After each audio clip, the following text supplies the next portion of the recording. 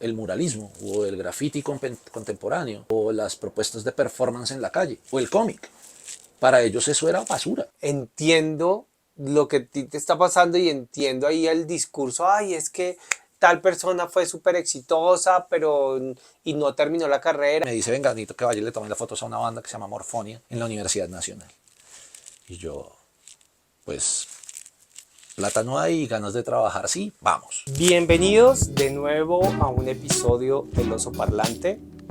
Hoy episodio 34, un podcast donde hablamos de la importancia de los procesos, no dónde estamos, sino qué ha pasado a través de nuestra historia para poder llegar al lugar que habitamos actualmente y posiblemente a donde podríamos seguir caminando. Soy Oscar G. Guerra, creador del Oso Parlante, y bienvenidos a este nuevo episodio.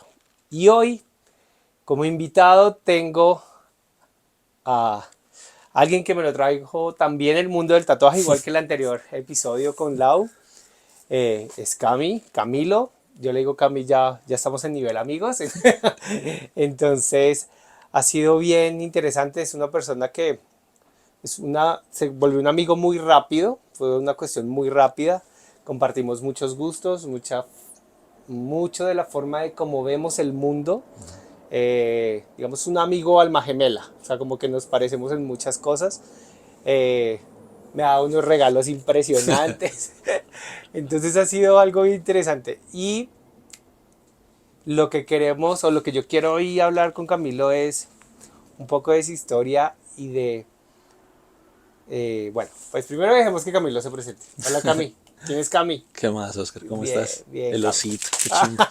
Sí. Estábamos hablando por fuera de cámaras que pues vamos a seguir echando carreta, pero ahora al público. ¡Qué oso! Sí, y pues vamos a ser esclavos de lo que digamos. Este va a ser un episodio donde de Todo pronto bien. vamos a tener datos curiosos.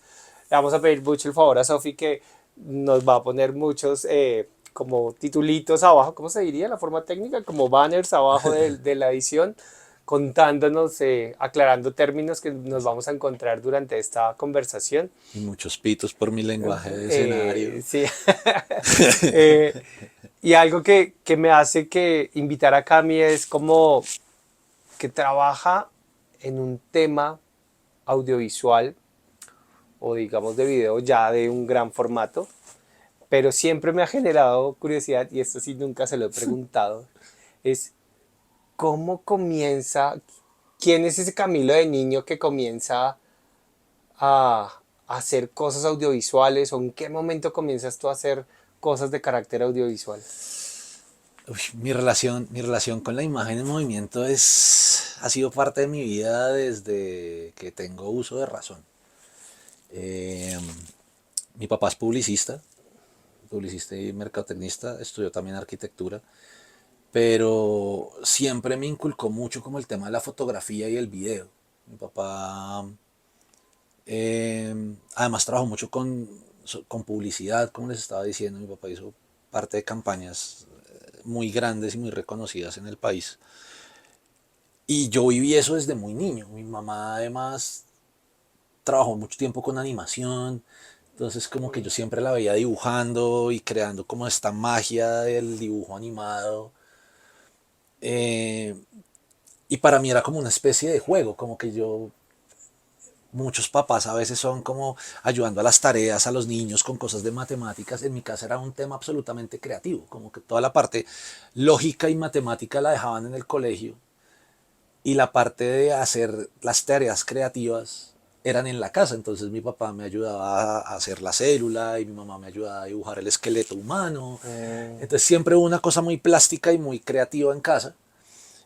Y también mi papá después trabajó mucho tiempo con el Hipódromo de los Andes, con la parte de audiovisual y de transmisión de Eso es lo de los lo de caballos, los ¿sí? caballos, exacto. Eso queda aquí en Bogotá, en la autopista norte. Autopista Norte, exacto. Eso está Autopista Norte. abandonado ahora, ¿no? Ahí curiosamente ahora hacen eventos, que es en lo que yo me muevo. Ah, Entonces yo iba los fines de semana a las tarimas, perdón, a la cabina de Todelar, era donde se transmitía esto.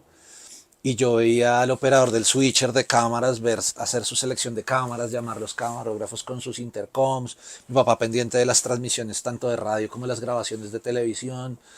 Mi papá se iba a la casa con los cassettes de Betacam, cuando pues uno veía los cassettes de Betamax o de VHS y ya, pues yo ya tenía acceso como a unos materiales que la gente pues del común no tenía, del común entre comillas, todos somos personas del común.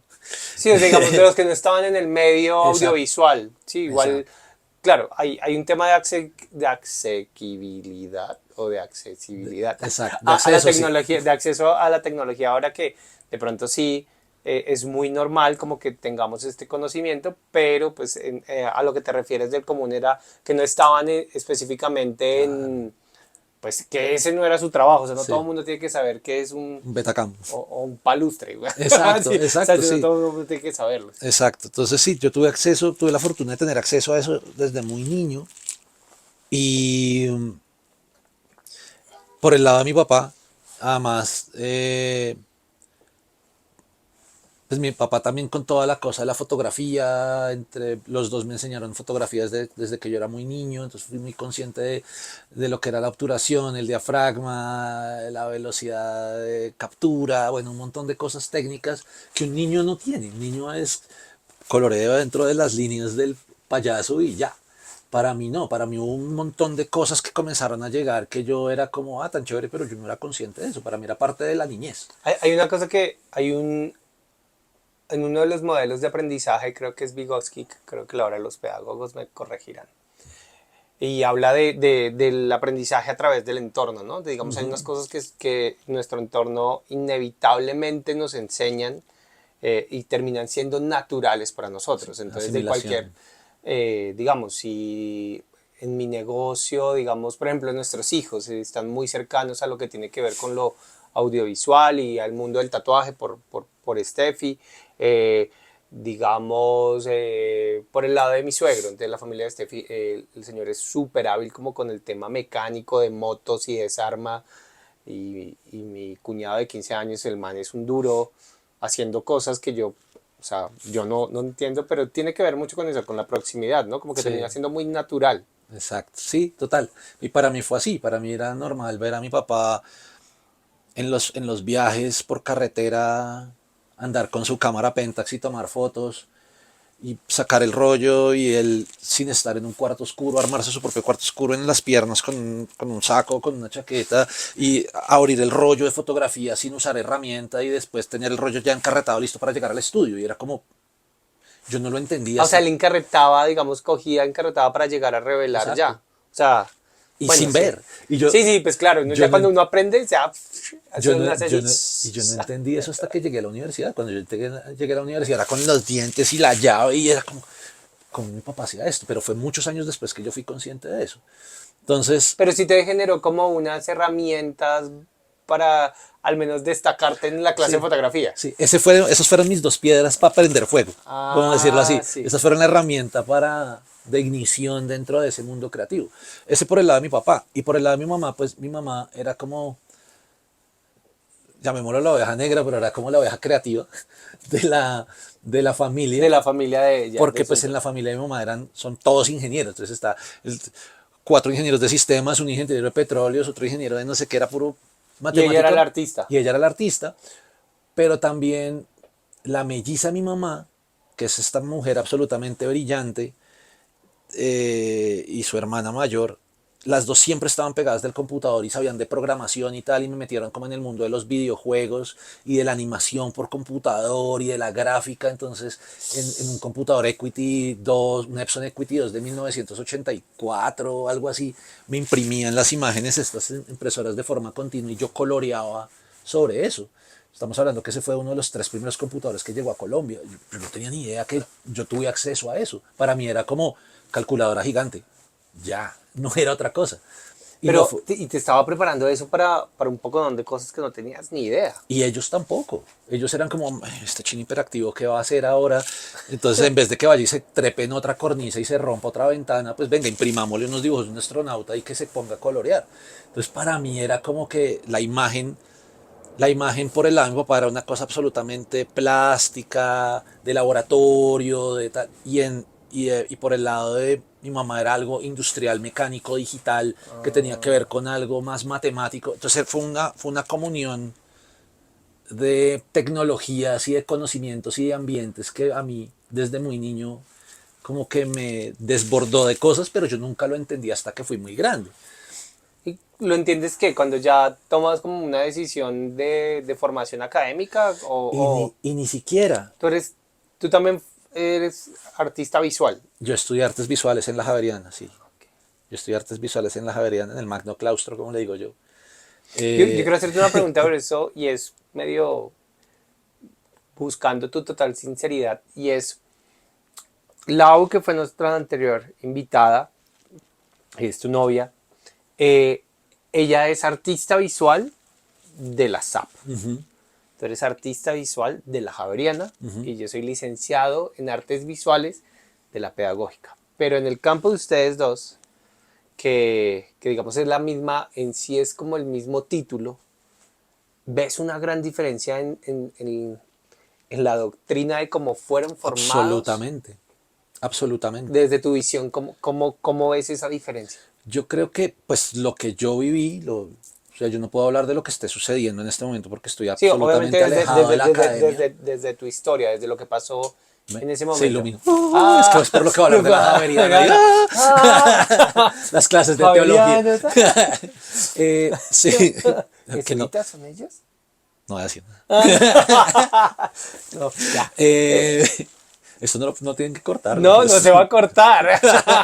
Eh, sí, yo creo que la diferencia académica es muy marcada. Primero porque, digamos que yo traté de entrar a la universidad pública muchas veces y no y me presenté a la Nacional para estudiar diseño y tal, y por alguna razón no pasé. Seguramente era por el conocimiento que tenía en el momento, por las aptitudes O sea, técnicas. digamos, no lo lograbas porque no pasaste, punto. Sí, no pasé. No porque Sí. no llegaste y no te matriculaste, No, no, pues no pasaste y pasé. ya. Y me presenté varias veces y no me quedó tampoco la frustración porque pues he logrado lo que he logrado independientemente de la carrera y yo siempre he sido muy consciente de eso. Pero digamos, tú le apuntabas al principio a una universidad pública. Yo al principio le apuntaba a estudiar ingeniería de sistemas, que era lo más chistoso. Hijo de madre. Yo ni siquiera, o sea, yo tuve una crisis de identidad académica muy fuerte a raíz de un montón de cosas personales que pasamos con mi familia, de las cuales te puedes sentir libre de preguntarlo porque a mí no me da pena de ninguna manera decirlo.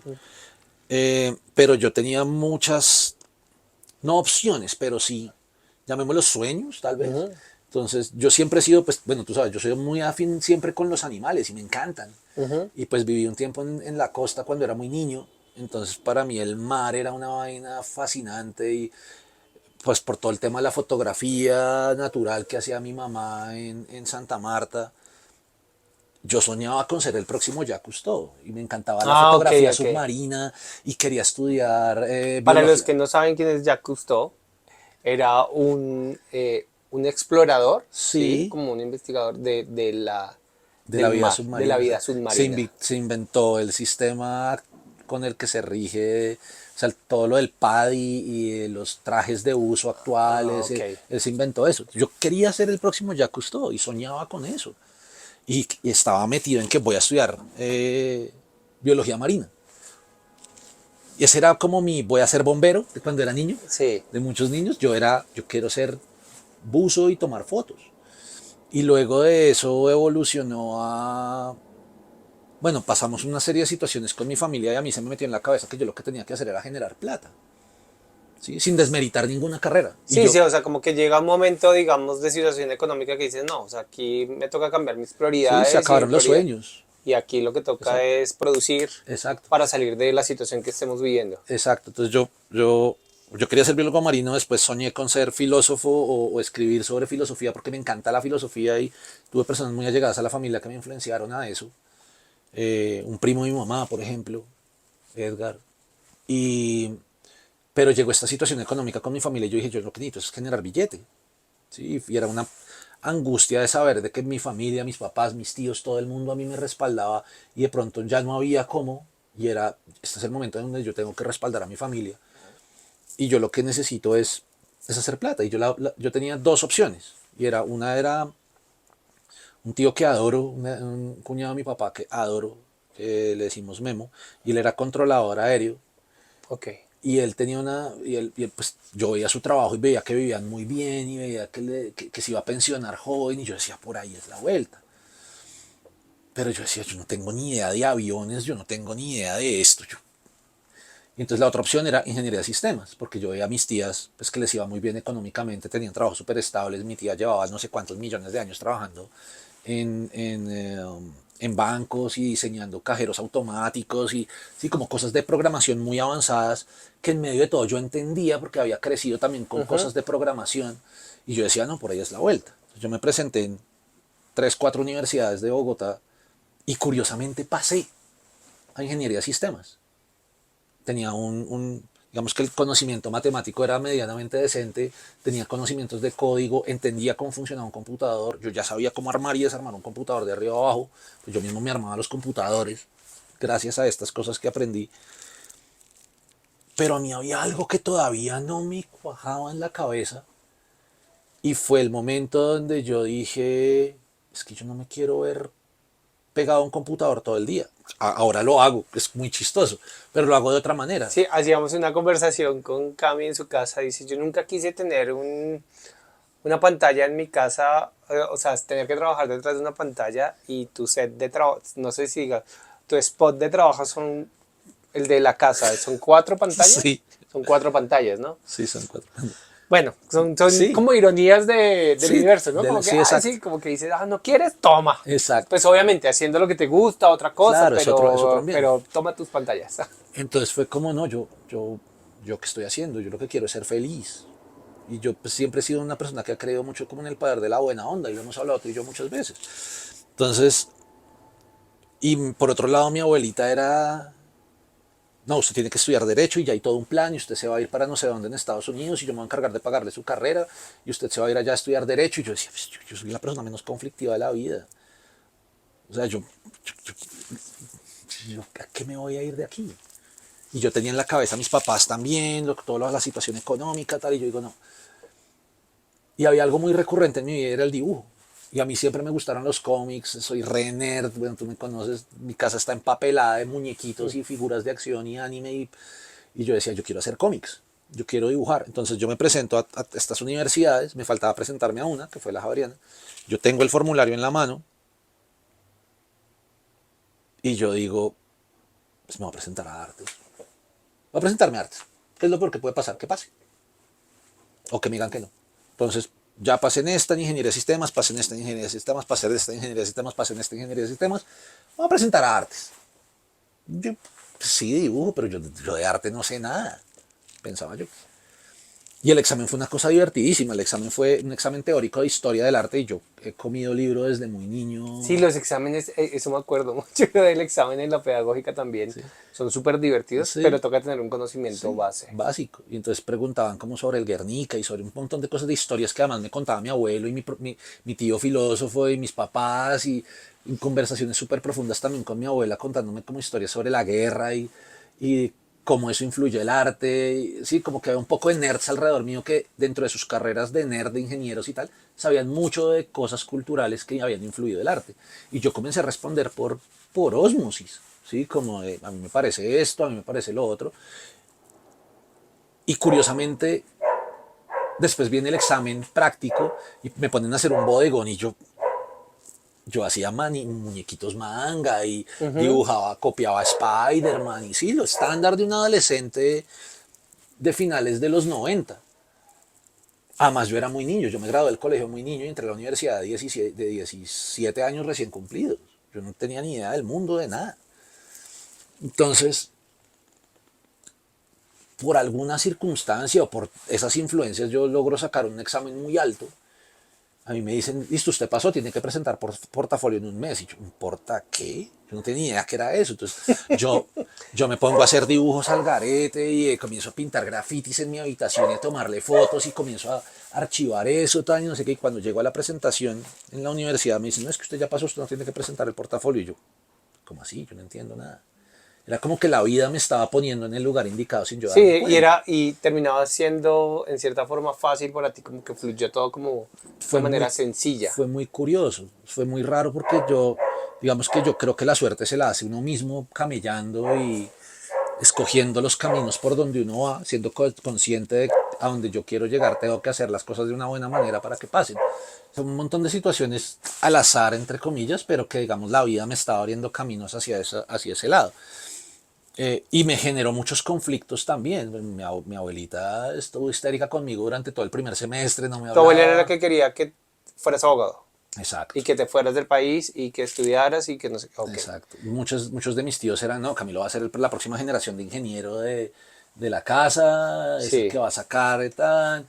Los hermanos de mi papá, aunque me apoyaban, nunca se involucraron mucho en mis decisiones.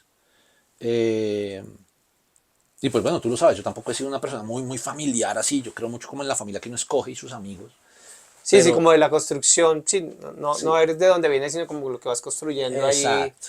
Entonces como que mi decisión fue, no, yo me voy a meter en esto. Y la melliza de mi mamá fue la que me dijo como, pues hágale, si es lo que a usted le gusta, pues métase. O sea, que en algún momento tuviste, por decir un número, 4 universidades, 3 para ingeniería y una de artes. Y ahí te tocaba tomar la decisión. ¿La decisión la tomas por influencia de tu tía o porque, no sé, algo pasó y ¡fua! Se prendió la Sí, luz no, y... porque fue como de, pues mis cuadernos no están llenos de fórmulas matemáticas, mis cuadernos están llenos de dibujitos. Ok. Entonces yo voy a dibujar, esto es lo que yo Pero, quiero. pero termina siendo una fortuna también, Cami, poder a los 17 años, que eras muy joven, haber logrado tomar una decisión en la cual te pudiste mantener un tiempo largo, ¿no? Exacto. Eso es una... O haber sido manipulado por todo lo que me rodea, es decir, necesito plata. ¿Sí? Ok. Porque no digamos mentiras, cuando yo entré a estudiar artes no Ahí había, sí era más heavy. no había el boom del diseño No. y todo esto de la necesidad de la imagen como un recurso de venta. Siempre ha existido. Pues tú estudias, tú eres Sí, mercadeo, sí, ¿sí? yo soy publicista Sí, y también, sí, tú también soy entiendes publicista. eso, pero digamos que a principios de los 2000 había otro tipo de cultura, ¿sí me entiendes? Estaba empezando a despegar este tema de que la necesidad de la imagen como la difusión propia del artista, no de la Sí. marca, sino del artista como tal. Yo nunca me considero artista, de por sí, No, eso es una yo obra soy al lo cual que yo no le soy, apunto tampoco. yo soy lo que soy y ya. Ujú. Entonces, pero bueno, el caso es que yo finalmente decido entrar a la universidad a estudiar artes. eh, y la discusión o la respuesta a muchos que me preguntaban ese, pero usted de qué va a vivir, era, no tengo ni idea, pero yo quiero ser feliz. Yo estoy viendo un montón de situaciones alrededor mío donde la gente está preocupada por plata y la pasan re mal y no, yo no quiero eso. Yo sé que me va a tocar romperme el lomo, pero yo quiero pasarla bien. Pero igual había un soporte, digamos, de apoyo económico para poder estudiar en la Javeriana.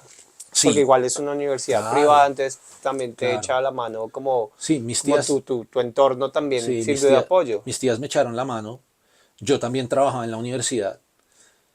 Y ahí es donde empieza la historia de lo que yo hago. Y es que gracias a que mi papá y mi mamá me habían enseñado fotografía desde muy niño, yo comencé a destacar en fotografía desde que entré a la universidad. Porque muchos de mis, como yo tenía, a mí me daban mucho palo por el dibujo. Porque era como, pero es que usted tiene que dibujar manos realistas, no manos de muñequito manga. Y yo, ok.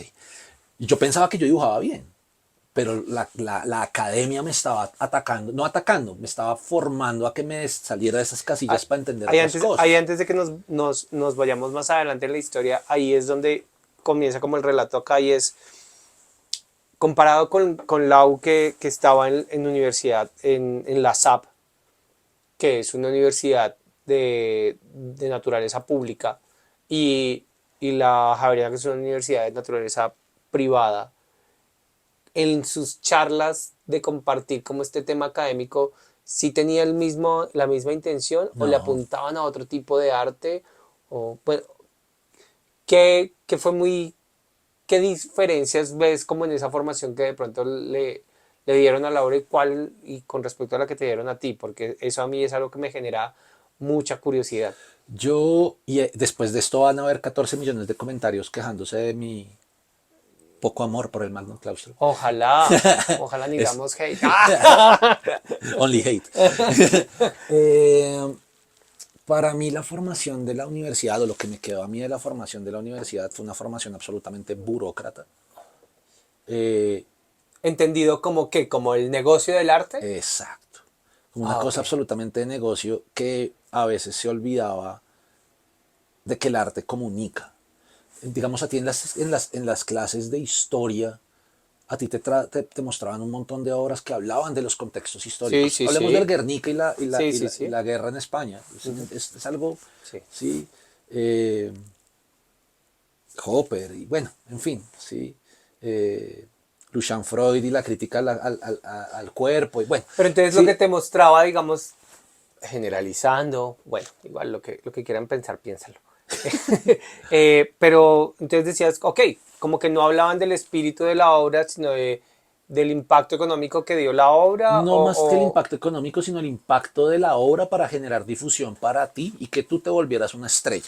Ah, ok, entonces gracias a esta obra Picasso eh, Sí, un poco. se volvió un artista reconocido Exacto, y sí. ahí viene. Hay una cosa en la academia que yo no me acuerdo, yo no sé, hay dos libros, hay una forma de ver, recuerdo en mi formación de hace unos años, hay una forma de ver el arte y es la novela, que es más o menos hacia donde tú vas, y la técnica, que es donde está el espíritu, por decirlo así. Entonces, como que la novela es como lo que implicó socialmente la obra y el impacto social y lo que determinó que fuera que ese individuo se volviera un artista y cuál es la formación que está detrás de eso. Inclusive yo creo que en algún momento aquí algo decía Picasso en algún momento, el día que el man lo casaron como cubista, él dice, creo que la frase es de él, y es que cuando a un artista lo identifican con un estilo, muere como artista porque ya no puede volver Sí, digamos, a producir algo nuevo, su ¿sí? capacidad de exploración está sesgada a la crítica. Exacto, como que los otros determinan qué es lo que puede hacer. Sí, Y si hace algo diferente, pues baila.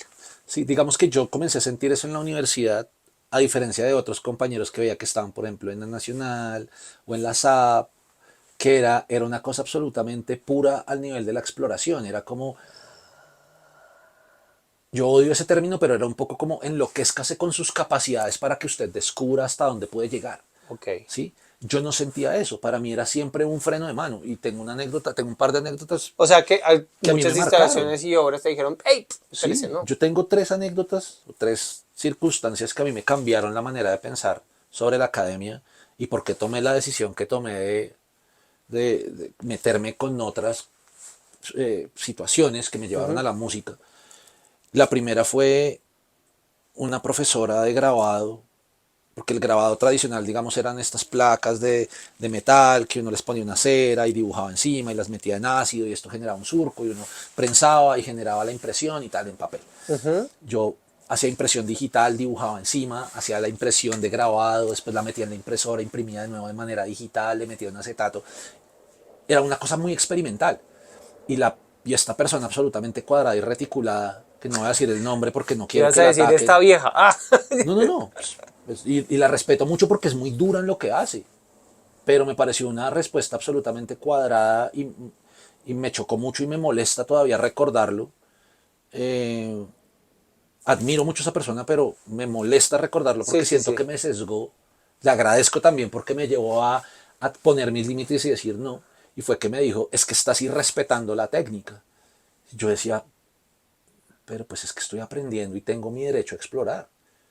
¿Sí? Independientemente del término, es que yo estoy pagando por esto. No, es simplemente que, o sea, tú me estás sesgando mi creatividad por algo que tú crees que está correcto y que aprendiste hace 30 años. Además que digamos tú ¿Sí? no, porque yo entendería esa limitante desde que si tu formación fuera a nivel pedagógico, entonces, no sé, es como cuando a mí me formaron en grabado, entonces las gubias y la cosa, y esto se utiliza así, y esto se logra así, y eso, porque pues yo tengo que, digamos, como transmitir ese conocimiento a los otros para que desde esa técnica lo exploren. Pero en Exacto. el caso tuyo, tú no eras licenciado, tú estabas estudiando para artes visuales como solito, Exacto. entonces como que ahí ese sesgo como que es harto, ¿no? Sí, yo sentía que me estaban era como poniendo un freno. Y además que yo estaba cada vez me comenzaron a surgir más dudas sobre la imagen digital porque,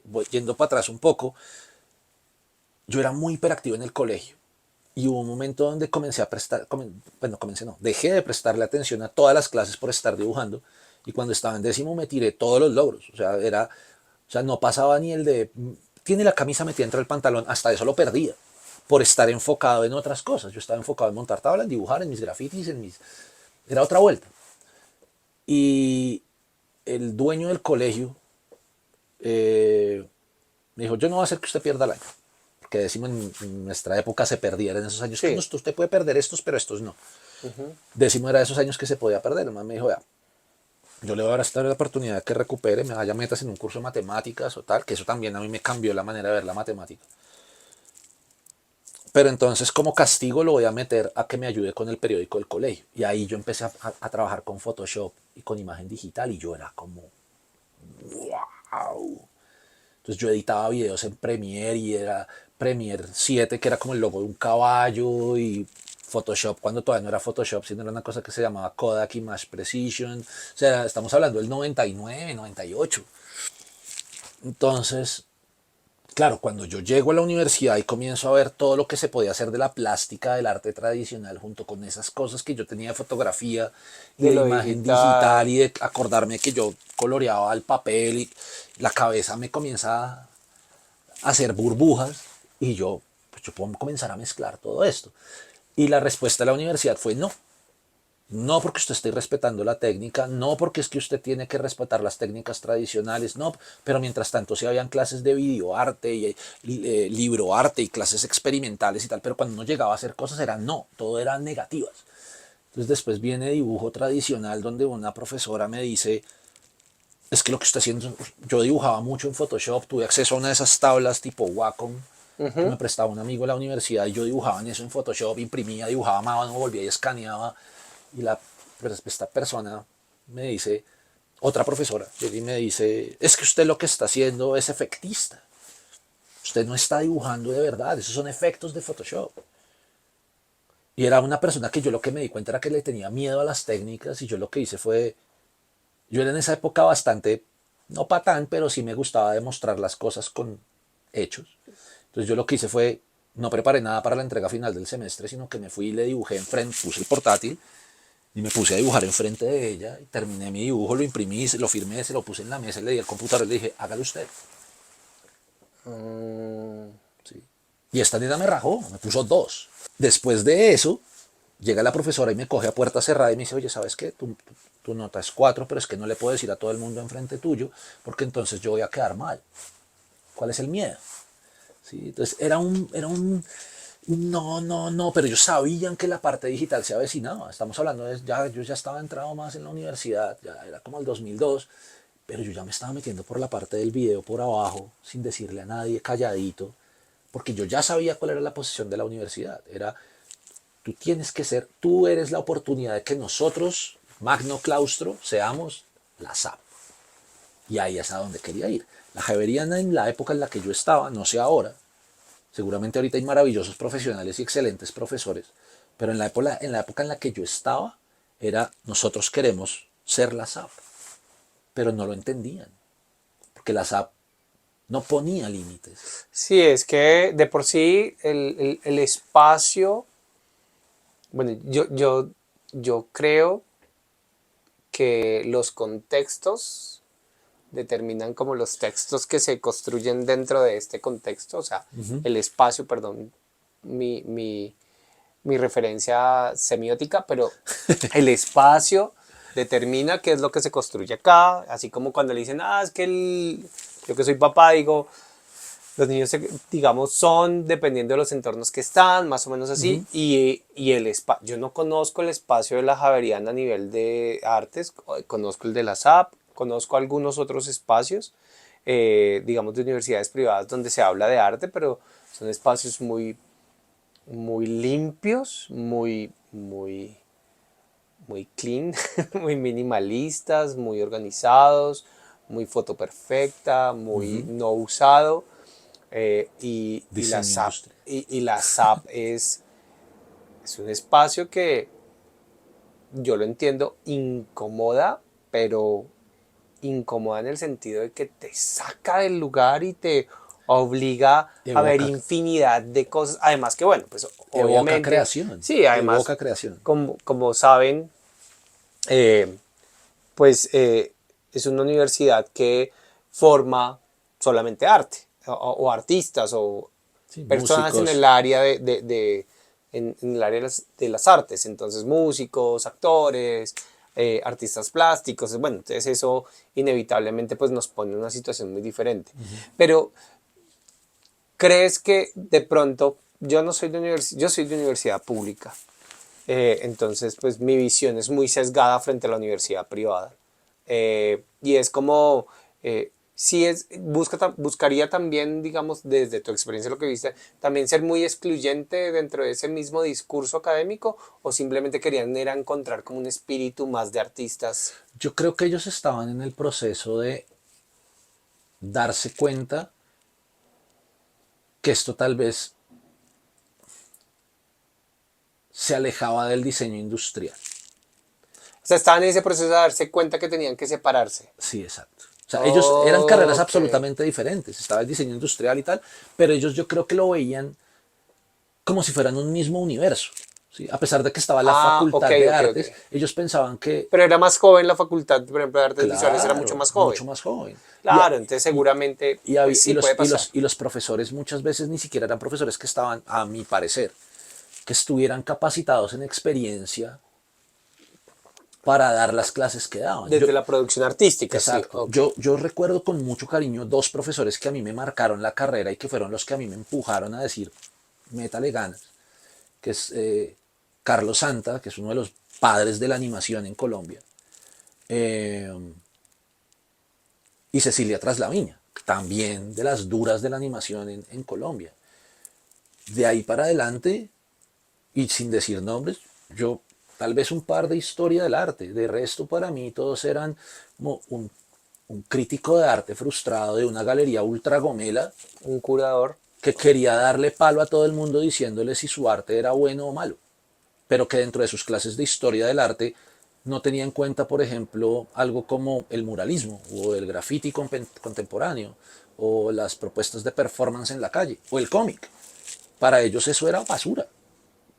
Y yo lo digo sin problema, Sí, porque era, seguramente su sí, discurso y su formación ya ha cambiado, o bueno, no, probablemente, pues ni idea. Esperemos que probablemente. traer alguno que haya estudiado, pero, si alguno se anima, que digamos nos muestre otra visión un poquito más, Sí, más actual de sí. lo que está pasando en la academia, específicamente ahí en la Javeriana. No, y seguramente hay gente muy dura. Y he tenido la oportunidad de darles clases. Bueno, tú sabes que yo capacito gente en lo que yo hago. Estudiantes de la Javeriana que me dicen, a mí me han hablado de usted en la universidad. Y uno dice, ahora sí. Es más, a mí me ofrecieron ser profesor de la universidad. Pasa mucho No lo eso, como que entiendo. quien viene a transgredir, Transgredir. a transgredir, a romper, a generar un poquito de vanguardia dentro de los mismos procesos, eh, terminan siendo como los llamados a hacer las nuevas visiones, los nuevos caminos Sí, frente a eso, sí. ¿no? O sea, como que lo lleva, digamos, lleva como ese cambio de pensamiento o esa nueva forma de verlo. Y entiendo mucho, por ejemplo, todo lo que tiene que ver con el arte urbano, porque digamos es un contexto donde como espectador solamente lo he estado, y como fan de muchos artistas urbanos colombianos, he identificado como eso, como como ellos también estaban, digamos, desligados, aislados,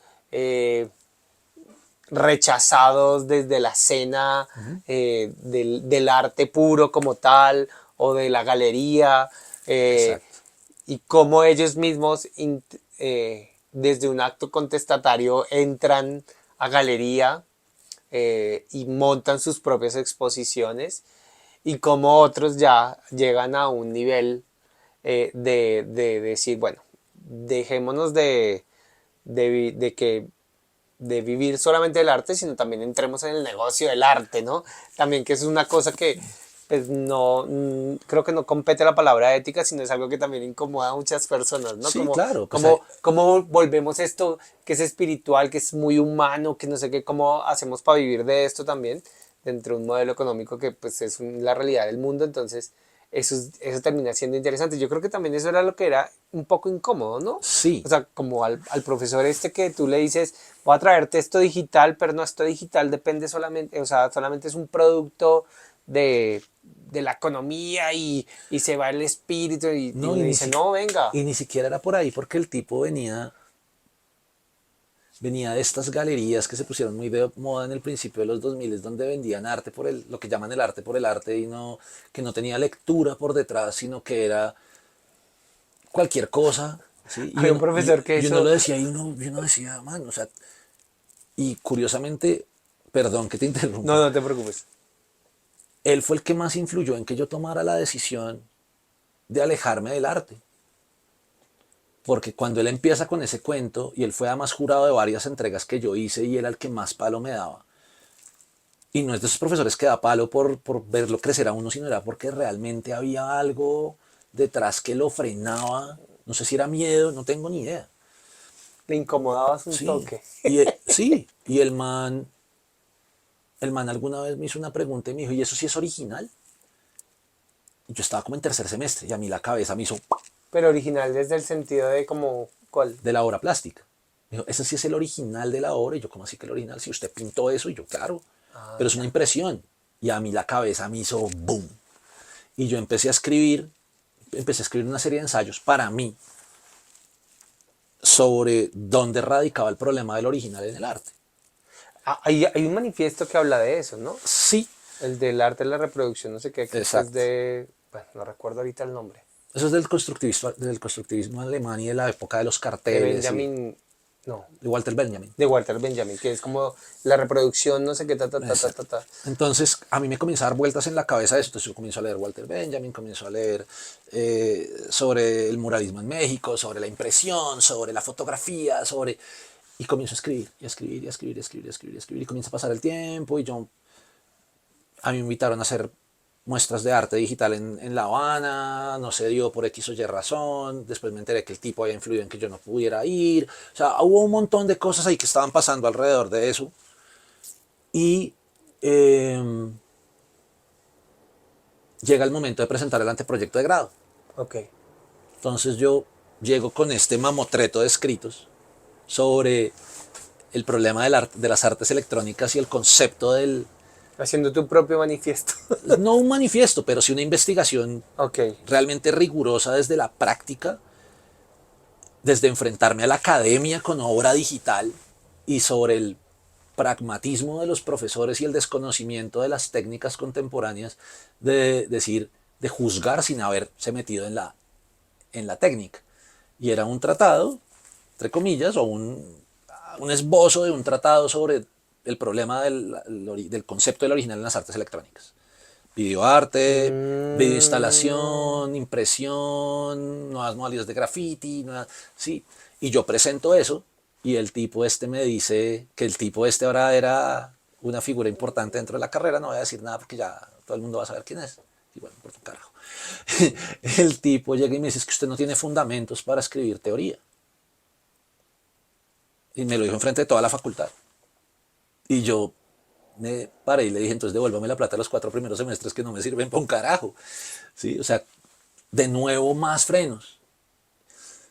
Y mientras tanto yo ya había metido la mano en las cosas de videoarte, yo ya había conocido bandas, yo ya había podido trabajar en algunos conciertos. Aquí hay una cosa que es importante como aclarar por el contexto para quienes no conocen a Camilo. No, no voy a decir en qué trabaja actualmente, pero me refiero, o sea, esto pasaba, tu experiencia académica y este proceso, digamos, de toda esta formación académica, había también una historia alterna de llevar, digamos, esto que posiblemente la academia no te permitió explorar. Bueno, estos profesores en particular, no la academia, porque a mí me gusta la academia. Sí. Estos profesores, estas situaciones particulares que no te permitieron explorar, no te permitieron arriesgarte, que buscaban era castrarte la creatividad y ponerte peros y peros y peros. Dijeron, no, pues miércoles, o sea, si no me dejan aquí, yo voy a hacerlo por otro lado. Y estabas determinando, bueno, tú me bajas de pronto de tono lo que voy a decir. Estabas determinando algo que iba a pasar muy importante Tal a vez. nivel de, de lo que tiene que ver de la unión de lo digital con el video y con la música en el país. Sí. Tú estabas determinando algo bien interesante. No sé si determinándolo, pero digamos que me, Pero fuiste uno de los precursores dentro de esa tal vez, dinámica sí. también. ¿Sí o no? Pues Eso dicen. echarse uno la culpa de que uno es el creador de algo, pues Sí, no. es difícil. No, no, no está Pero chévere, sí, pero digamos que estuve digamos, muchos dicen que fui de los pioneros. Yo no sé si sea real porque dentro de lo que yo he investigado éramos pocos y de los que yo me acuerdo éramos más pocos aún de los que yo he investigado, pero digamos que sí. Entonces, pioneros me parece bien. sí, Entonces, que comienza a llevar, digamos, digámoslo en unos términos más técnicos como el video mapping, sí, el BJ. el DJ, El de los visuales en el de las los fiestas. visuales en las fiestas, Sí, sí, que básicamente. comienza a hacer esto, ¿no? Exacto. Entonces, claro, yo no podía explorar todas estas locuras que a mí se me ocurrían de la animación y de tal en la universidad. Yo, devolviéndome para atrás, yo me pagaba la carrera tomando fotos.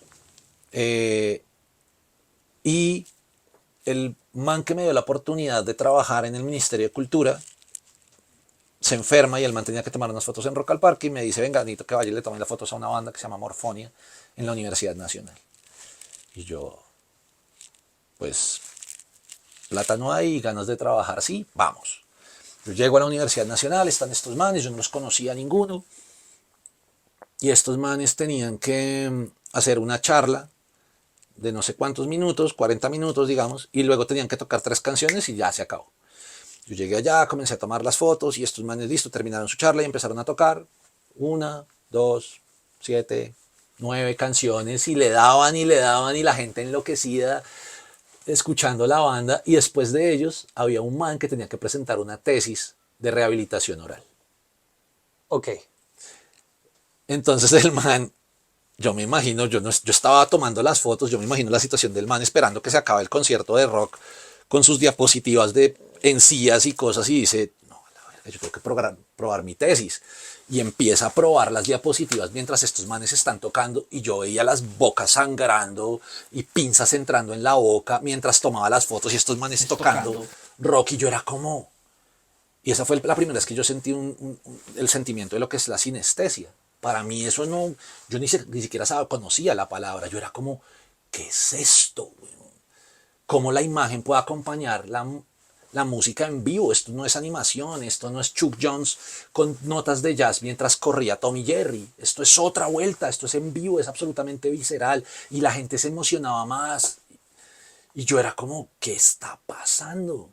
Las fotos salieron horribles porque yo me concentré en ver y en vivir la situación. Y yo a la semana tengo la reunión, en esta época, que cámara digital ni que nada. Yo Sí, andaba con será la análogo, Pentax de mi sí. papá con un ISO 400 y vámonos, y que salgan las fotos como tengan que salir. Qué enfoque automático, ni qué vaina. Nada. Y yo llegué a la casa de estos manes en la soledad y les digo, A los de Morfones, a los de la banda. a los de la banda, Rodrigo Mancera, Gregorio Merchán y Mauricio Lozano, grandes amigos de la vida que me dieron la oportunidad después, gracias a esas fotos horribles, yo les digo, discúlpenme, estas fotos son una mierda, pero miren lo que está pasando. Esto está increíble. Y los manes, este chino loco, ¿qué le pasa? Bueno, entonces yo ni siquiera les cobré las fotos, pero a mí la cabeza me quedó vibrando. Entonces yo qué hice, yo comencé a investigar por mi lado. Hubo un festival acá en Bogotá que hicieron cuando se abrió, cuando recién inauguraron el Parque El Renacimiento, que fue un festival que nunca sucedió de nuevo desafortunadamente, que se llamaba Festival de World Music. Se vincularon con esta gente de Putumayo Records y trajeron bandas de todo el mundo. Y entre estos trajeron una banda de España que se llama Ojos de Brujo. Ajá. Y venían con un VJ. Esa fue la primera vez que yo supe lo que era un VJ. Y el man cogía en Premiere y mezclaba imágenes y grababa con una cámara Handycam horrible y ponía a la bailadora que estaba en escena a dar vueltas y le metía efectos y yo era como, es esto, son los mismos dientes sangrando pero pensados. Y yo me le pegué al man y a ver cómo aprendía. Y en esa época por Messenger apenas salía, YouTube estaba empezando a salir. Y yo le dije al man, venga, a mí me interesa esto. Entonces medio hablamos durante esa semana mientras los españoles estuvieron acá, los manes se fueron. Y como a los 15 días, estamos hablando que yo estaba en primer semestre en la universidad. O sea, yo ni siquiera entendía lo que estaba pasando. Yo ni siquiera había comenzado a tener los problemas que tenía Con los profesores. con los profesores. Simplemente era una cosa nueva que llegaba y era como, ¿qué es esto? Y los de Morfonia me dicen, oiga, chinos, que nos ganamos una convocatoria. Esos manes ya tenían 30, 35 años, yo tenía 17. Nos ganamos una convocatoria y vamos, nos dieron una fecha para tocar en el Jorge Eliezer Gaitán. Y yo, bueno, del putas, yo voy y tomo las fotos. Ya, no. Es para que usted haga lo de las fotos y la sangre y las cosas y tal. Y ¿a qué horas me metí en este chicharro? Y yo, bien jetón, adolescente, que uno crea, Hágale. así como uno se lanzaba por las escaleras en patines y terminaba con las patas para arriba, así mismo me lancé al Jorge Eliezer Gaitán y dije, va, listo, yo lo hago. ¿Qué tan difícil puede ser? Diapositivas y a la cosa y vamos. PowerPoint sale. No, que PowerPoint, eso era, yo como lo vi, yo dije, lo hago. Cuando después, claro, yo ya había ido al Jorge Eliezer Gaitán, yo ya sabía lo que era un festival de teatro, ese lugar es magno, es importante, y yo decía, yo no pudiera ya hacer el ridículo. Messenger al VJ español, yo, hey André, siempre lo nombro en las entrevistas porque no hablamos muy seguido, pero lo quiero mucho y lo recuerdo mucho como mi mentor, como esa persona que me dio el primer empujón. Yo, André, marica, acaba de salir esto, me están invitándome a mandarme con mi primera banda, yo no tengo ni idea qué hacer. Yo medio he cacharreado Premiere, le meto a Flash porque dibujo y medio he aprendido cosas de animación en la universidad. ¿Qué hago? Y el man, dame tu dirección, te va a mandar un disquete. ¡Un disquete! Eso es de 3:30. Sí, eso es. Y me mandó el software con el que empecé a trabajar y me tiré a los tiburones. Con un software que ni siquiera podía compartir pantalla, no, yo no veía ni la interfaz, sino era pantalla. Una tecla era un video, otra tecla era otro video. El blackout del proyector era ponerle un cartón en el lente. Yo en el Jorge Eliezer Gaitán con estos técnicos de iluminación legendarios que habían trabajado con Fanny Mickey. Pero me tiro. Y me mandé y la sensación de que cuando se apaga el telón y sale el logo de la banda proyectado y la gente gritando, eso a mí me... Wow. O sea, eso fue la epifanía de decir, a la mierda los cómics. A la mierda la galería. Claro, entonces esto es lo que yo quiero hacer. Tú al mismo tiempo estando formándote y viviendo en caliente, en vivo todo eso, viendo que es real, viendo que se está llevando a cabo y que digamos que el espacio donde te estás formando te digan, venga, es que esto no se puede hacer. Y yo sabiendo que sí. Que se está haciendo y que lo estoy haciendo realidad. Claro, debe ser súper. ¿Tú terminaste esa formación? No. ¿Terminaste? Era obvio. Para allá. Era obvio. Para allá voy. O sea, no sabía, pero lo intuí. o sea, era obvio, no, uno no va a terminar. Sí. No. Entonces, cuando yo ya estoy ya más avanzado en la carrera, han pasado un montón de situaciones, digamos que yo en ese momento ya había hecho 3 Rock al Parques. O sea, eso comenzó a pasar todo, fue una bola de nieve muy rápido, porque además, claro, todas las bandas comenzaron a querer tener VJ, pero en Colombia no habían. Claro. Bogotá, cuando yo empecé en Bogotá éramos 3.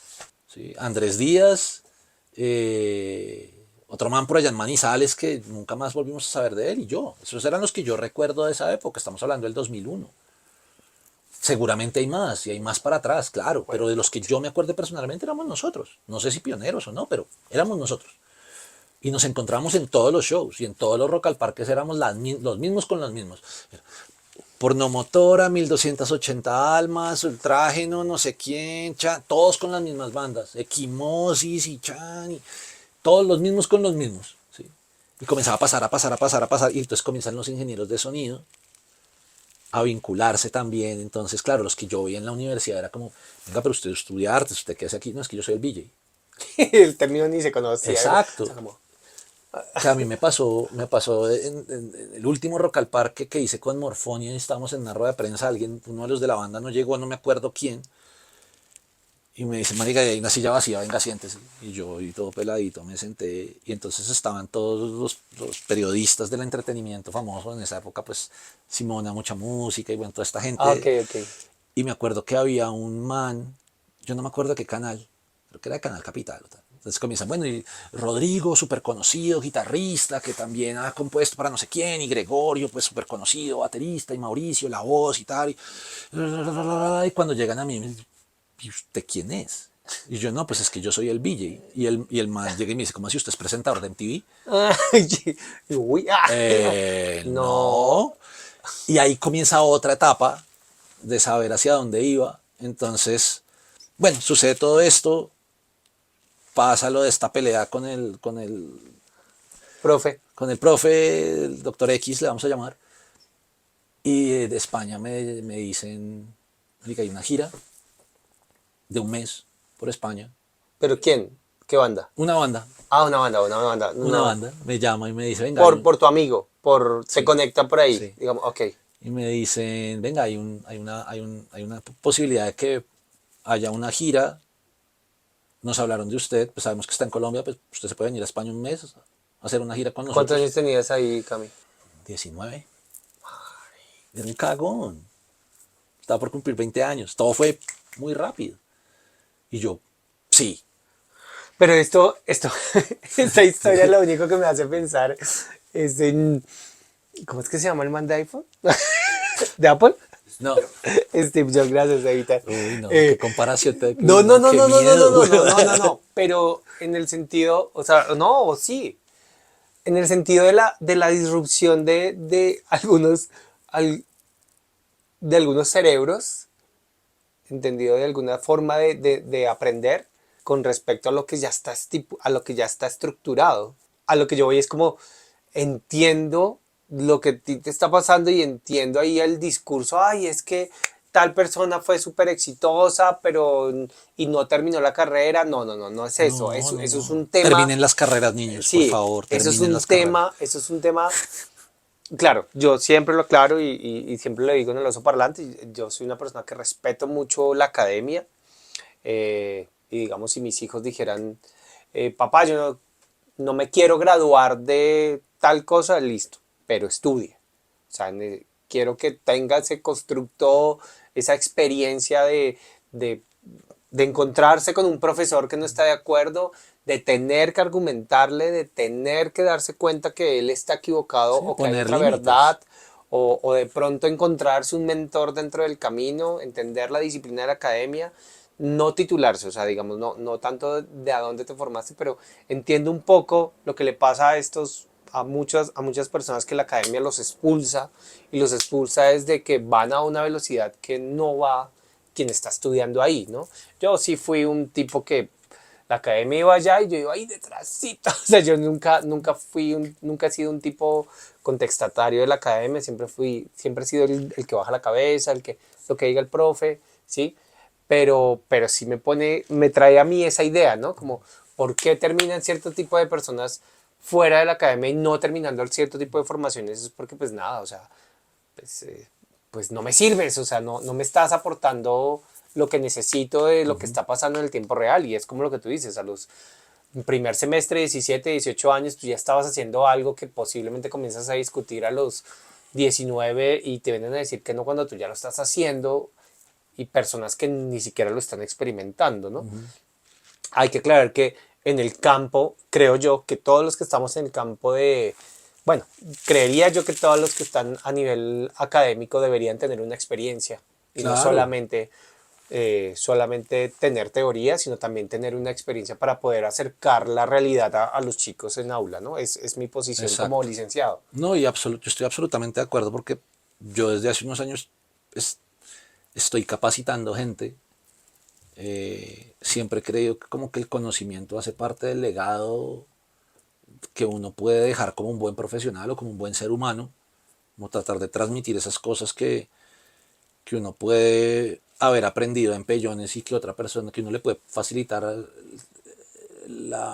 llamémoslo, la vida profesional a otra persona para que el gremio siga creciendo si tú le enseñas de la manera correcta y con el conocimiento de causa, ¿sí? No desde, no desde la envidia, ni desde el miedo o desde la envidia, sino como de, marica, yo hice esto, yo me estrellé así, yo sé que esto no funciona, pruebe.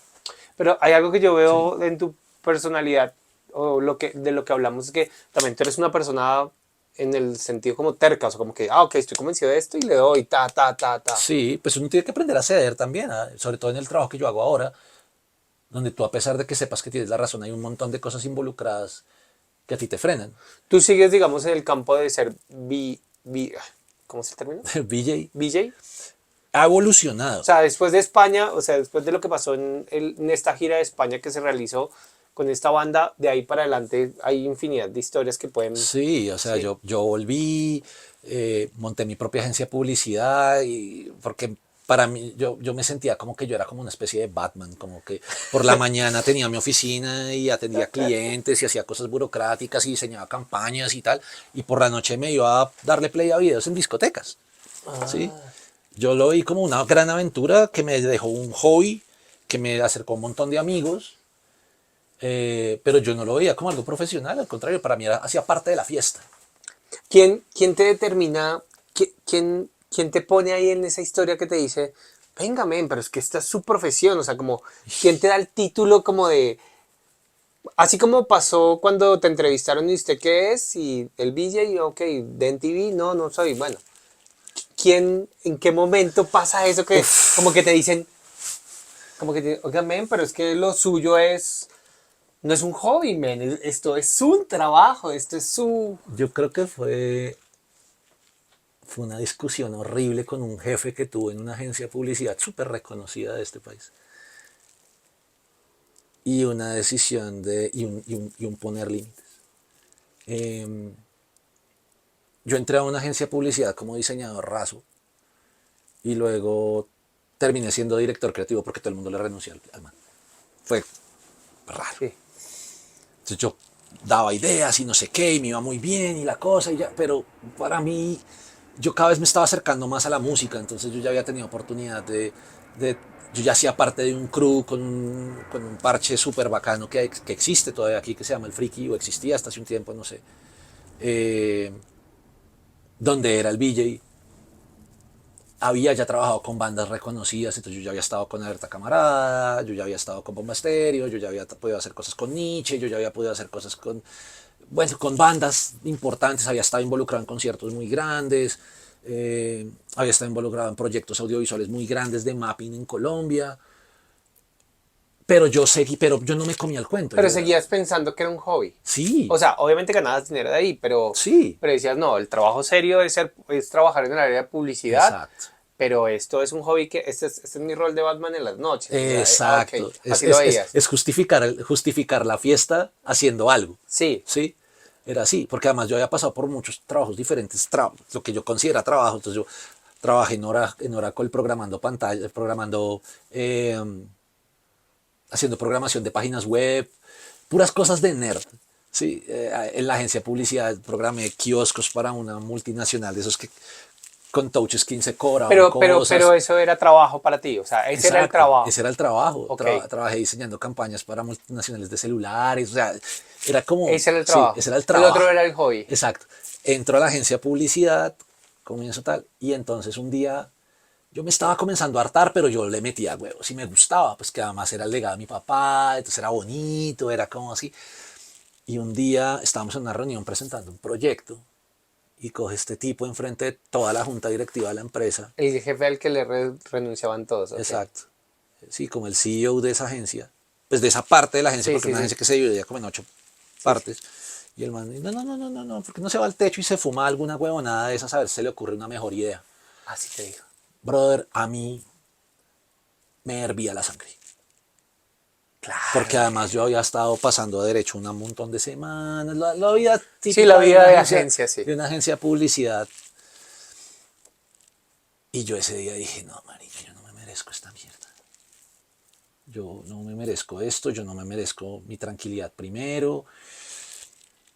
Y literalmente me hice echar. O sea, esa fue como la patada del man Exacto, de 300 y ¡pah! exacto. This is advertising. ¡Pah! Fuera la publicidad. Exacto. Entonces yo dije, no, marica, yo no quiero esto. Y hice lo que llaman los de contratación brazos cruzados. No entregabas nada. Me dediqué 2 semanas a coger la revista Proyecto Diseño y llegaban, hey, que es que hay que entregar tal, no sé qué, estoy buscando referentes. Y yo dije, me voy a hacer. Es que estoy boceteando. Y dije, literalmente, me voy a hacer echar. Porque si yo renunciaba, no me iba a pagar nada. Ok. Entonces yo dije, me voy a hacer echar para que me paguen mi liquidación. Yo tengo que salir de aquí con plata, me importa un carajo. ¿Qué es que le vamos a manchar su hoja de vida? Eso es ilegal, los voy a demandar. O sea, yo venía ya con la película re burócrata en la cabeza. Y un día el man me llama a la oficina y me dice, ¿sabe qué? Renuncie. Y yo, no, écheme. Y el man, listo, lo voy a echar. Cuando me dijo, lo voy a echar, yo... Ay, y yo pensaba, claro, cuando pasó toda la situación de mis papás y yo pagándome la carrera solo y yo me acababa de ir a vivir solo de nuevo y yo, ¿será que yo sí estoy haciendo esto bien? Yo había vendido mi parte de la sociedad de la agencia de publicidad que tenía. Yo decía, marica, me quedé en la calle. Me quedé en la calle, weón. Y me dieron un billete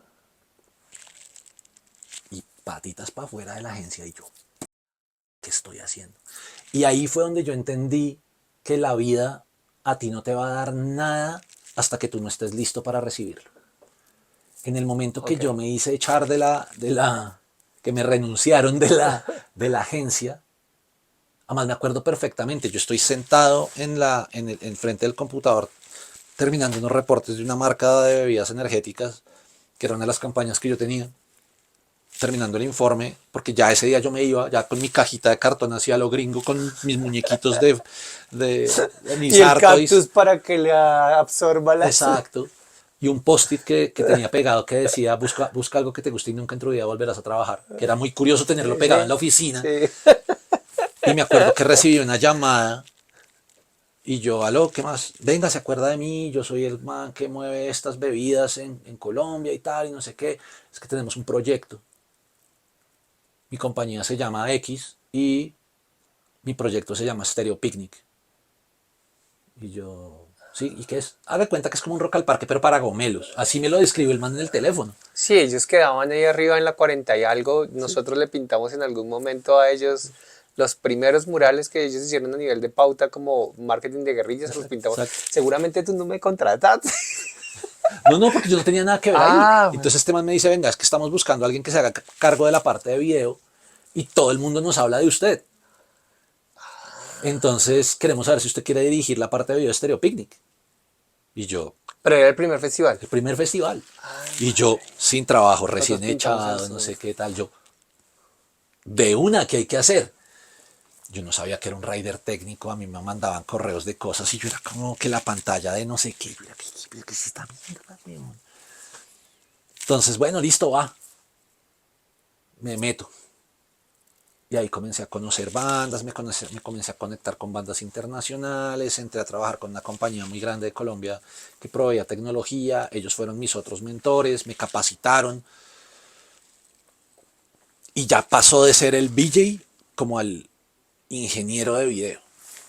¿Sí? Ya no era el tipo que simplemente iba y despichaba una barra espaciadora para disparar un video, sino el man que entendía cómo funcionaba la técnica. Y eso viene que después de esto empiezan a aparecer eventos corporativos. ¿Qué año era? ¿Cuántos años tenías cuando aparece este Stereo Picnic? Uy, puta, no sé, 23, 24 años. Marica, todo fue muy rápido. Todo fue muy rápido. Todo fue muy rápido. Sí, 22, 23 años. O sea, todo pasó muy rápido. Sí. O sea, fueron, los 24, 22, 23, o sea, 23 años más o menos, o sea, en 3 años, 4 años.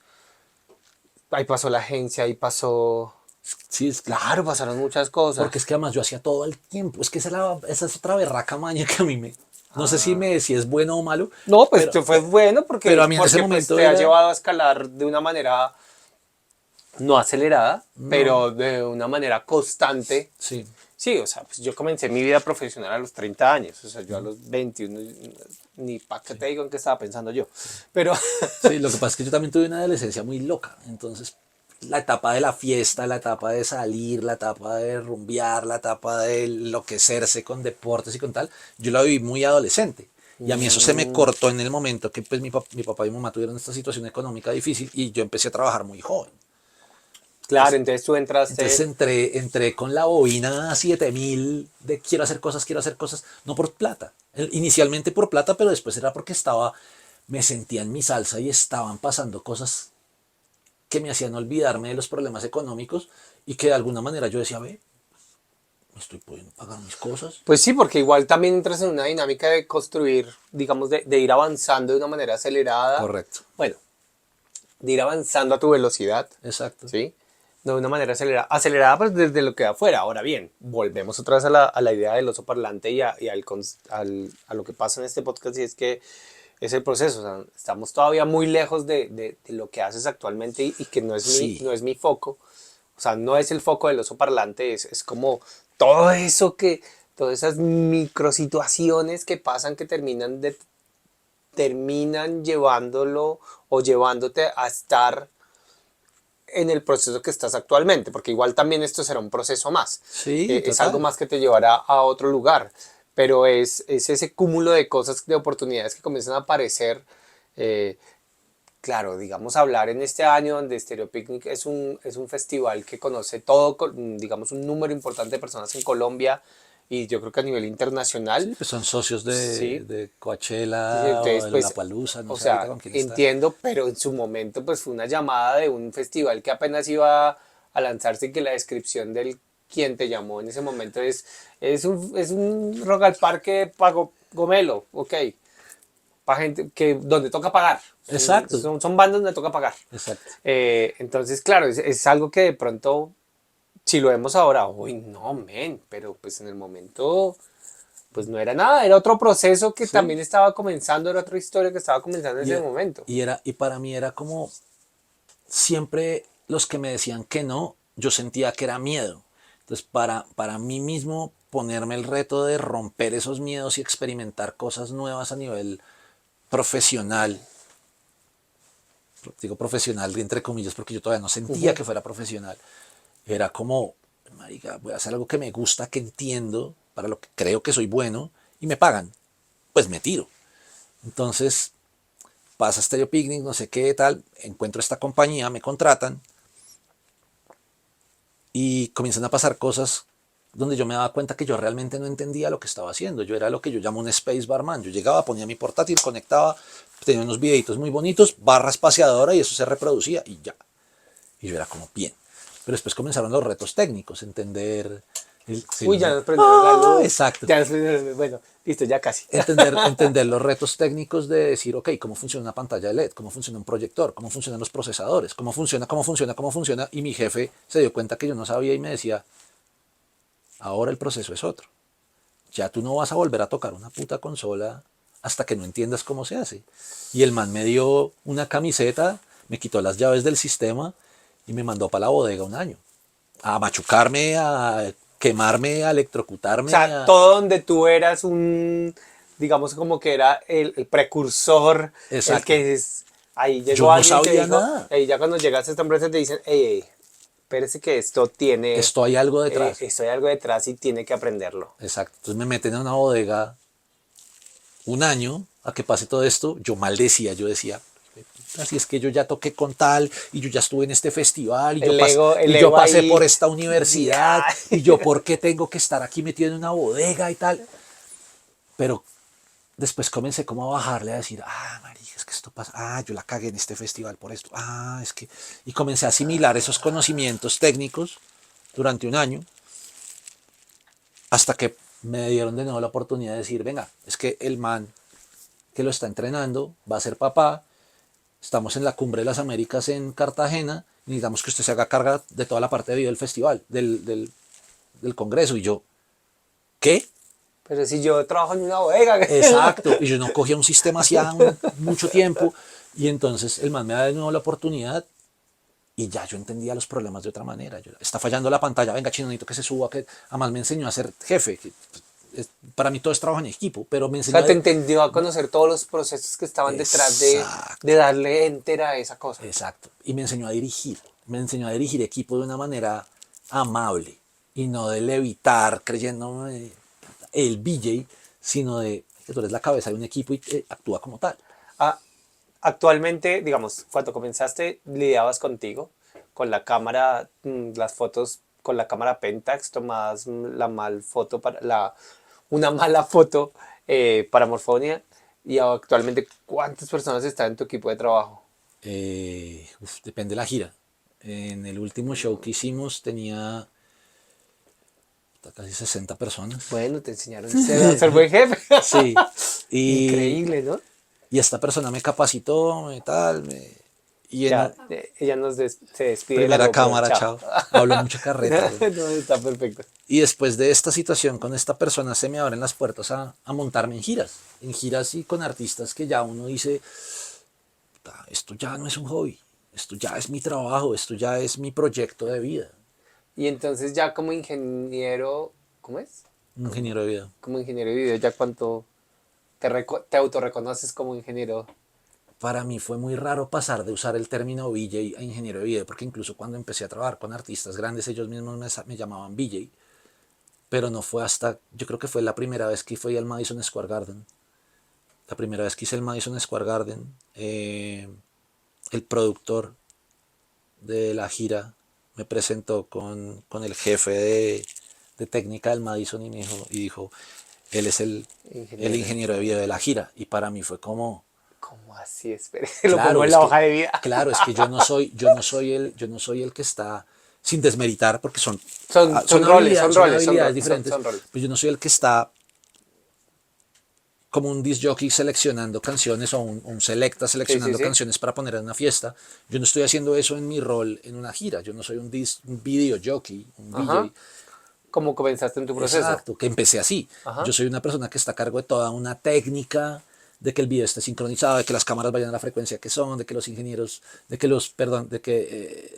el artista se vea como tiene que verse, que los videos se reproduzcan a las velocidades que son, de que la pantalla no fliquee, cosas más. Wow. ¿Sí? Y entonces en ese momento yo dije, claro, es que yo ya no soy un DJ. Puedo serlo si me llaman a tocar en una fiesta, sí, bacano, chévere. Pero ya no es esa posición. Y esa posición ha evolucionando. Entonces ya no es solamente el ingeniero de video, sino el screen producer, como el screen producer que le llaman en Estados Unidos. Voy a hacer una pregunta O- re estúpida. Ah. ¿Se puede vivir del arte? Claro, claro. La cosa es, para mí las profesiones en Colombia tienen un poco el síndrome de los deportistas.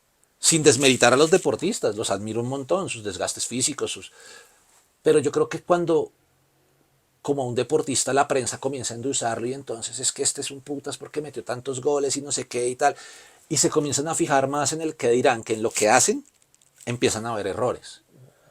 Yo creo que en las profesiones son iguales. ¿Sí me entiendes? Cuando cuando la gente te comienza a decir, es que usted es un putas, qué chimba, tal, no sé qué. Sí, uno tiene que tener su ego y darse un autorreconocimiento. Pero yo creo que uno no tiene que olvidarse de dónde salió ni de su proceso. Y de estar muy sentado en la tierra de cómo llegaste ahí y que es una línea muy delgada entre que hablen bien o mal de ti. Y eso a mí me lo dijo un productor que conocí hace muchos años de una banda muy reconocida afuera. Y el man me decía, es que tú eres tan bueno como tu último show. Tú puedes ser un excelente ingeniero de sonido, de video, de tal. Pero marica, si la cagas en un show, Se te acabó. puede que se te acabe la carrera. Entonces, cuando tú te comienzas a fijar más en el que dirán, en la nota de prensa, en que me pusieron en la revista X, en que me llamaron a hablar en tal canal de televisión, en qué tal, y no te fijas realmente en lo que estás haciendo o en lo que estás transmitiéndole al público, porque mi labor es otro comunicador. Yo simplemente estoy respaldando una transmisión de un mensaje de un músico, artista, poeta, actor de teatro, lo que sea o de ópera, lo que sea donde me llamen a mí a trabajar. Tengo que hacerlo con la responsabilidad de entender que yo no soy la estrella. Es más, y esa es una discusión que yo he tenido con varios artistas, ellos tampoco son la estrella, ellos tampoco son el jefe. El jefe es el que paga la boleta, el jefe es el público, es el que dice me gusta esto y estoy dispuesto a pagar la entrada para que el concierto vuelva y se haga. A mí no me sirve que llegue una fan o un man de prensa y me diga qué chimba los visuales. A mí me sirve es que la persona cuando sale del concierto se vaya sonriendo y llegue a su casa diciendo, ojalá no se hubiera acabado. ¿Cuándo viene la próxima vez? Claro. ¿Sí me entiendes? Porque managers y productores y artistas te pueden decir, no me gustó el show y tal, y no sé qué, porque tuvieron un problema personal, o porque sí, yo hice algo mal de pronto, ¿sí? Pero si el público lo avala, si el que pagó la boleta, Exacto. ve, no lo ¿Sí? había visto así. Entonces, claro, y respeto a todos los artistas con los que trabajo, y muchos de ellos son cercanos, no puedo decir si amigos o no, porque yo soy de los que piensa que entre uno más cerca está el fuego, más rápido se quema. Es una relación de mucho respeto y de Sí, profesional. tratar de comprender qué quieren decir, pues cuál es su situación para hacer las cosas. Pero para mí, yo tengo claro que mi jefe es el público, es el que llora, el que siente, sí, es como es como las personas que se paran enfrente del Guernica y lo entienden. Vuelvo al tema de, De sí, entender la obra. sí. Uy, Cami. Ahí, bueno, inevitablemente tendríamos más para hablar. Y en el oso parlante pasa eso mucho y es... siempre hay más cosas para contar y el objetivo mío tampoco es llegar al final de al momento actual de tu historia, sino es eh, re- haber dado una vuelta por esos procesos, haber revisado todo esto que había pasado antes de, de todo lo que vives actualmente y del proceso que estás viviendo actualmente. Si quieren saber más, ahí sí, como siempre, si quieren saber el chisme completo, pues tienen que ir a las redes de Cami, que es, me parece curioso el nombre, BV Bastard, ¿sí? Sí. Ahí lo dejamos ahí. Sofi nos hace el fa. Para los que quieran saber el chisme completo, ahí sí se dan cuenta con quién trabaja Cami o cuál es su proceso actual. A mí me gusta llamarlo así. Eh, y para ir cerrando, primero agradecerte, Cami, por tu tiempo. Nosotros vamos a seguir hablando después fuera de cámaras. Obviamente, Sí, güey. vamos a seguir, pero respetando el tiempo de ustedes que pagan la boleta, aunque esto es gratis. ¿Qué le quieres decir a la gente que como a esa cámara, como, qué les quieres dejar? Aparte de todas las cosas que yo creo que ya quedaron para muchos, que ojalá se tomen el tiempo de escucharlo, ¿qué les quieres dejar ahí como... Yo, yo siempre le digo lo mismo a los pelados que estudian conmigo, que toman las clases que yo doy, y es, a veces hay que olvidarse de los gustos personales y de los miedos, como de salirse de sus zonas de confort para llegar a, como a esos pequeños triunfos que uno no espera. ¿Sí? Vuelvo a lo mismo, a uno nunca la vida le va a dar nada hasta que uno esté listo para recibirlo. para recibir? En ese momento, o sea, a uno se le abre en la puerta y la vida le dice, ahora sí, idiota, dale. ¿Sí? Entonces para mí es aprender a separar muy bien lo que a ti te gusta de lo que puede ser tu profesión, tal vez. Eso es una cosa como de entender que lo que tú haces a ti te tiene que gustar, pero tienes que entender que tú en todo en la vida sirves para algo más. Ok. ¿Sí? Sirves para amar a tu esposa o a tus hijos, sirves para continuar el legado de tus padres, sirves para llevarle la contraria a un profesor que no entiende tus procesos, sirves para muchas cosas, pero aprende a separar para qué sirves de lo que te gusta. Ok. Y esa es como una fórmula de éxito que me ha servido a mí. Olvidarme de que X género le gusta o no le gusta a mis amigos o a mí, pero yo jamás esperé que eso me llevara a Al lugar. Helsinki, Sí, ¿sí me entiendes? ¿Qué sé yo? Y es un sí, caso real y lo sí, sabes. sí. Jamás lo esperé. Entonces, como que ese es el primero. Y el segundo es, man, el que dirán es una cosa absolutamente nociva y estamos en un momento donde todo, tú tienes que primero mostrarlo y validarlo en una red social. Eso es mierda. El servicio de estas tecnologías es esto, es transmitir, es comunicar, es compartir conocimiento, experiencias. No ponerse una fachada de algo que no es y comprarse un muñequito de no sé qué cosa que porque está de moda o porque tengo el tarro rosado de no sé qué que me da el estatus de no, man, eso es de papel crepé. Eso con el agua se deshace. Eso a ti no te deja nada. Tú eres lo que eres y la buena onda te va a abrir el camino y el karma te lo va a cagar.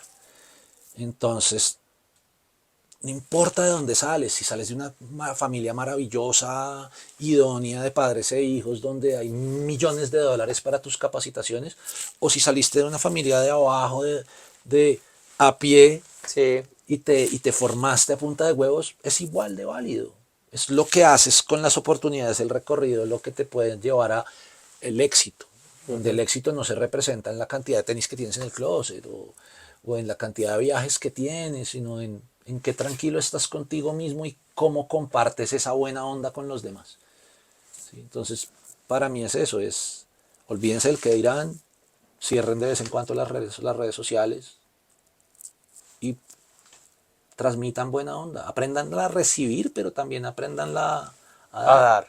Y pongan límites, marica. Uy, es así. A veces decir que no Está bien. está bien, ¿sí?